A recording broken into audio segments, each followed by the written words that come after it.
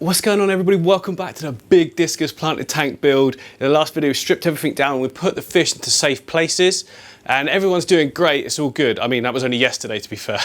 Film time yesterday, not actually yesterday for you watch. Yeah, don't worry. So Ember's doing fantastic. Look at that, great. Bit of a boring tank. It's not going to be for too long though, guys. Then we're going to do something really cool. And over here in the temporary discus tank, you can see here, they're all doing great. Now, I'm a bit dubious for the black background on the new setup. Look at the colour of the blues. They're very, very dark. It's almost like they're trying to blend into the darkness. And that's got me thinking it's probably not a good idea to do a black background. And to be honest, I really like this sort of brick thingy effect. And combined with the fact that within a couple of weeks' time, this whole back section is going to be full of plants, trust me. So we don't really need to waste time with a background, and also I don't want the discus to go dark whilst I'm waiting for the plants to grow.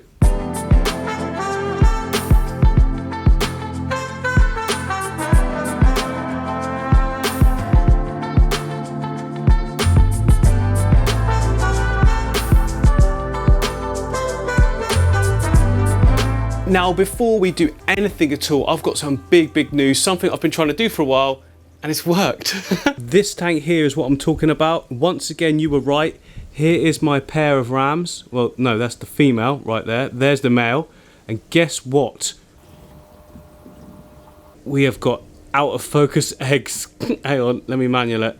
There we go, look at that. So there's a tiny little rock there that they've decided to lay a ton of eggs on, giving this whole tank, guys, big perfectly flat rock there, there's flat rock, smooth surfaces over there, and they laid their eggs on that tiny little piece right there. Come on, guys, look, to be fair, I don't care where you lay it, as long as, where are they gone? Where are you? Oh, sorry, they went straight back over to their area. See, they just want to protect it, don't they? So cool. Yeah, so I came in this morning and the female right there, her belly was sunken in after being quite full yesterday, and instantly that got me thinking, right, something's come out of that. Has to have done. Let me come down so you can, oh, well, stay still. There we go. See how flat her belly is? So I thought, yeah, she's definitely laid eggs. And yesterday, I specifically remember them keep swimming over this little dip here. And I remember reading somewhere or someone saying that, you know, a lot of rams like to go in a little dip and they will lay their eggs in there. I don't know why. I guess they feel like it's protected. Clearly, it's the most unprotected place in the whole tank. Still, I don't want to go too close. I'm zooming in quite a lot, by the way, guys, so that's why the quality's dropped a little bit. That's what happens with cameras. But anyway, this is such good news, isn't it? I can't wait to hopefully see them, you know, progress with the babies. I'm going to do the same thing I did with the cribs. I'm not going to interfere yet. I'm not going to do anything. I just need to observe. I need to learn. I need to let stuff happen by itself, organically. And then, you know, on the second go round or whatever, I can make arrangements. I think it's important to learn like this initially because, you know, I'm very new to all this kind of thing, getting cichlids to breed and that. You know, this will be the second time now, not with these fish, but, you know, with other fish, 2 different species. This is great. I'm away. And everyone kind of says that once you get a pair breeding, they'll often just keep respawning and getting better and better at it. So this is awesome. But back over to the tank in question. It's now time to put our substrate system into the discus tank. Sorry. I'm going to go with something I've used on some other scapes that has worked so well recently. It's kind of nailing it. I'm going to do it again on a bigger scale. So what we want to do now is get our coarse base layer in. So just pour it all in. A nice thick layer of coarser gravel. It just stops the sand from compacting. It's a great place for beneficial bacteria. I haven't actually got any, so let's go get some. Right, there's so many different gravels to choose from, different gradings, but we want something like this, but it looks quite dirty, so you know, that would be fine, I just can't be bothered to wash it. Over here you can pay a little bit extra, which I think is always worth doing because this is going to be perfect. That's the right stuff we need, really. We don't want to be wasting hours washing when we can just put it straight in and we're good to go, do we? It's only like tiny bit more expensive as well. Oh. Shall we go for 3? I think 3. Definitely 2. 3.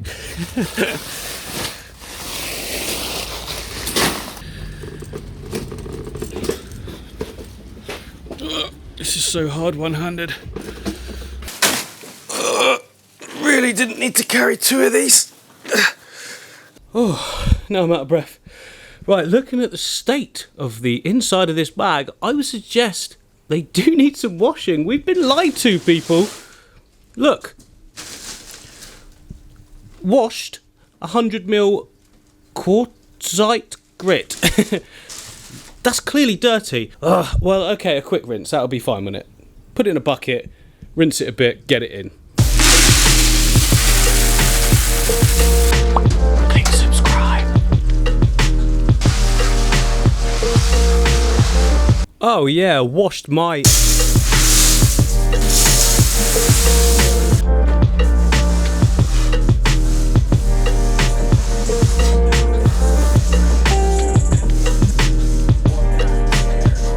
That was 1.5 grams in total. So come to the side, that you can see the depth at the back, just a sprinkling in the foreground.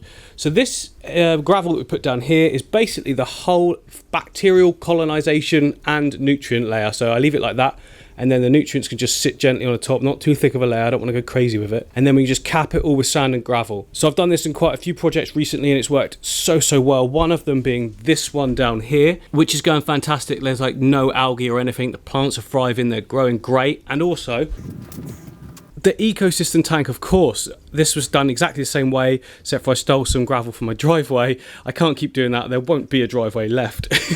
So right behind these rocks here is just piles and piles of the stone. It goes right up. Anyway, exactly the same, except for the new tank obviously is not going to have all these big rocks in it. I'm not going for that look because it's too much. This is just for small fish, look, all the endless, so they can go in and out of everything like a sort of jungly thingy.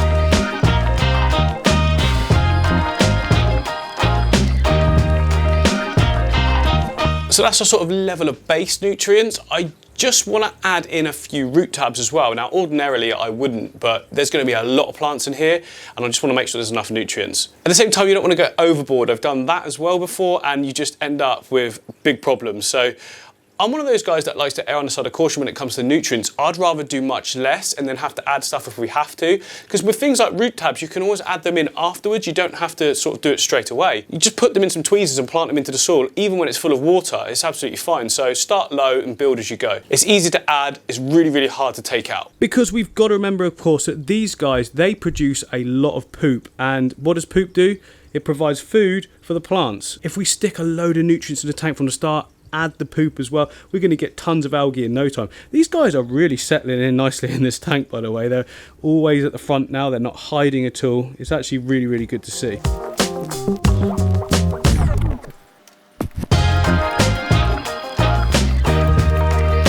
Okay, nutrient set. It's now time to cover up all of this with our gravel sand mix. I always like to do this. If you use just pure sand, it tends to compact and you can't do a thick layer of it. If you use gravel and sand, it doesn't compact as badly, and you just don't get as many cyanobacteria issues or problems. So I've got a load of bags to choose from. I've got, see here, like there's a coarse gravel, then there's a fine sand in this one.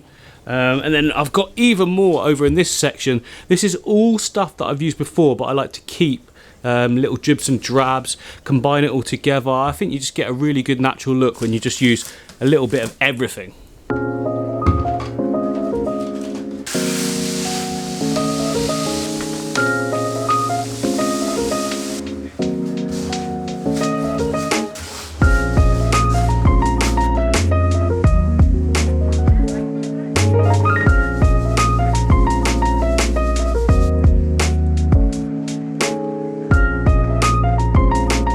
Right, there we go. That's a really good base level we've got there. So let me come to the side, move all of this stuff, my cup of tea, coffee, and my lenses. So you can see there we've got like an inch of thickness over everything, a little bit more in the back just to sort of bring it up a level. So look, yeah, there you go. Not a huge amount because, you know, we don't need more than that. The plant's going to be featuring so much that you just want a flat base to be able to plant into.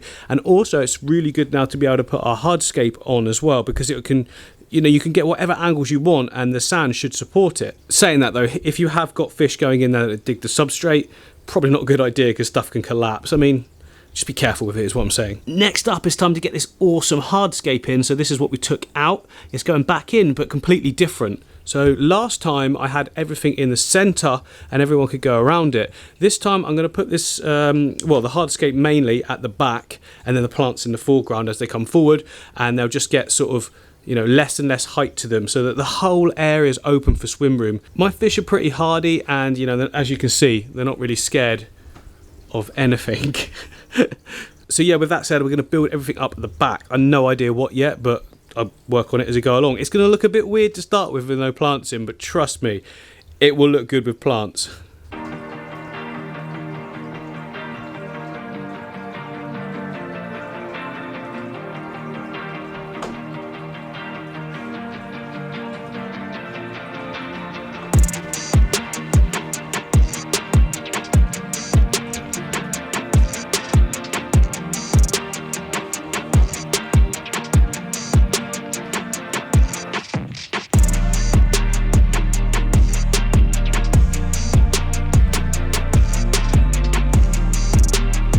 Right, so the rock placement there, look, really simple. I'm just trying to get some natural sort of look to the rocks are falling in essentially at the sides, and then I want to use the wood behind it against the glass pretty much, so that then it's like creating a nice backdrop, like a 3D effect wall, something like that, but it's not going to be taking up barely any of the swim room.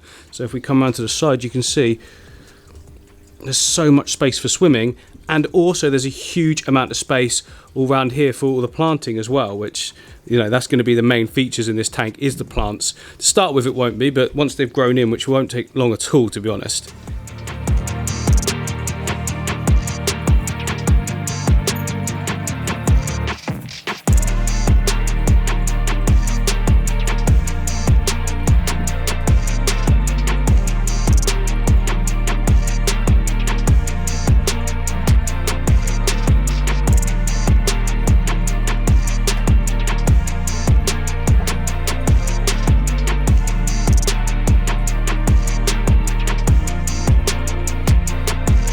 Okay, so that one coming forward is, not only is it creating interest, it's also going to give somewhere for the fish to swim under, because they like to interact with the surroundings. It'll give a darker shaded area as well over here, so they can feel safe in, and it doesn't, again, impact too much on the overall swim room. It's just one little thing, so we're all good in that sense. Interest for us, safety for the fish, or the illusion of safety, you know, so they're not completely out in the open all the time. I might stick something back in this corner as well, I just think, and then it all flows together and is connected. But, you know, we've got an awesome looking scape then, but loads and loads of swim room.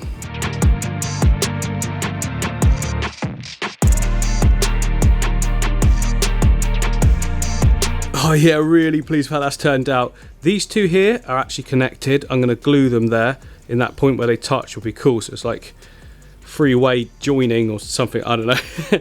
I love the way that this one lifts off the ground as well. Again, doesn't take up too much space though, but brilliant. Really sort of weird. Like I said, it's going to look odd to start without the plants, but once the plants grow in, they're going to fill in all the sort of gaps everywhere and bring it all together nicely, except for that back area there. I want that to remain open.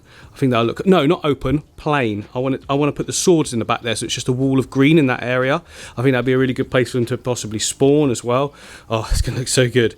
Right, next up, I've got to fill in all of these back areas, because this is the problem I had before. I left all this like open, and that's where all the waste collected. We don't want that again, so I'm going to fill it out with the original gravel. So underneath here, look, you see that stuff? I'm going to put more of that all over the back section and fill in all the gaps.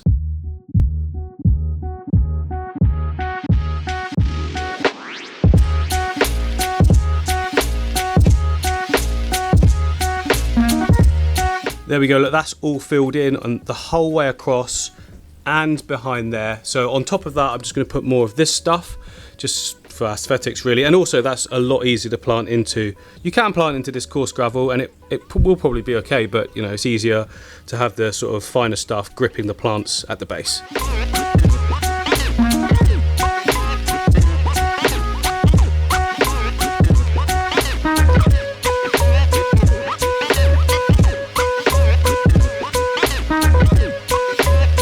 There we go, all gaps filled in, looking really, really nice. Next up, detail stones all around like the sort of stuff on its own and the edges of the rocks.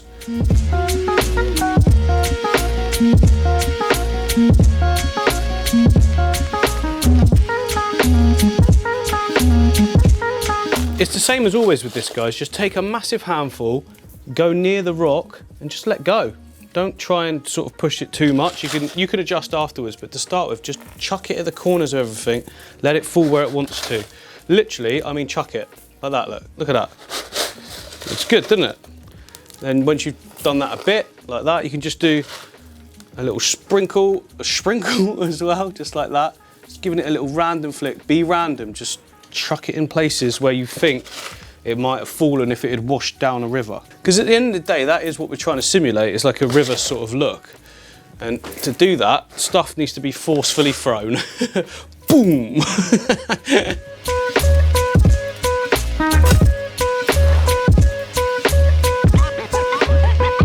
There we go, looking so good. There's just one more thing that I need to do, or want to do. You don't need to do it, but what I want to do is just use some of the lighter sand just in this foreground area, just to give it that sort of washed into the bank look. I don't know. I mean, it doesn't matter too much. It's all going to get pushed around, buried, and, you know, mixed up even more once the cories go in there as well. But to start with, why not? You know, final presentation.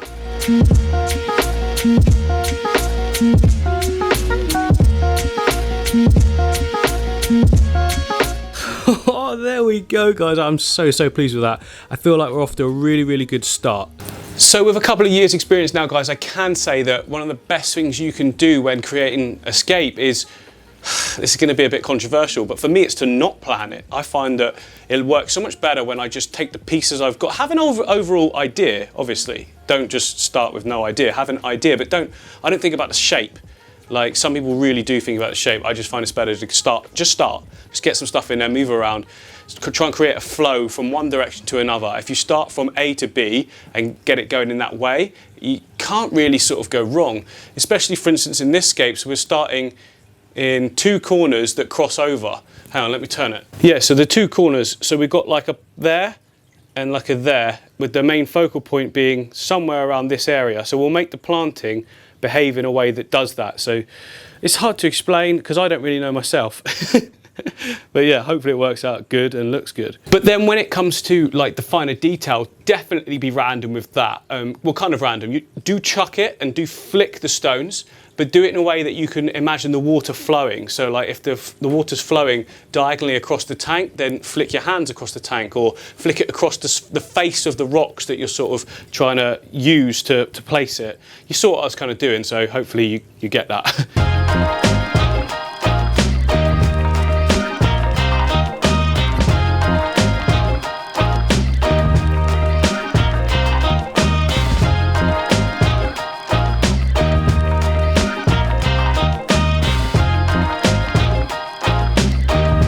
So I'm really pleased with how that's turned out, guys. Like I say, it looks a little bit weird at the moment because everything's sort of separated, but the plants will tie everything together really well. I'm looking so forward to it. Going to get some big old Amazon swords, the ones that are in their tank. Why am I looking there?